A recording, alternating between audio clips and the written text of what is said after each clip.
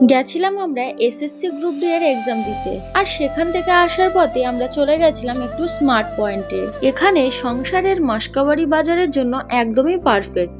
এখানে এসেই প্রথমে আমরা জুস ড্রিঙ্ক গুলো দেখে নিচ্ছিলাম, কি কি ফ্লেভারের আছে সেটাও দেখছিলাম। আর আমার হাজবেন্ড কিন্তু এখানে ওর পছন্দ মতো অনেক কিছুই দেখছিল, আর আমি কিন্তু এখানে আসলে একটু স্ন্যাক্স এর দিকেই বেশি যাই, কারণ আমি এখানে আসলে বেশিরভাগ সময় স্ন্যাক্সই কিনি। তো আমার যা কাজ একটু ডার্ক ফ্যান্টাসি, ওরিও টাইপের যা যা বিস্কিট আছে সেগুলো দেখছিলাম, আর আমার পছন্দ মতো এদিকে অনেক রকম চকলেট গুলোও দেখতে চলে আসলাম। তো এখানে আর কি কি আছে বা আর কি কি নেওয়া যায় সেগুলো একটু ভালোভাবে দেখে নিচ্ছিলাম।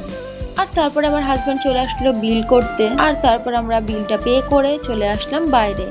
আজকে আর বেশি কিছু কিনলাম না, কারণ বাড়িতে প্রায় সবকিছুই আছে, তাই কয়েকটা স্ন্যাক্স, জুস এসবই নিয়ে নিয়েছিলাম।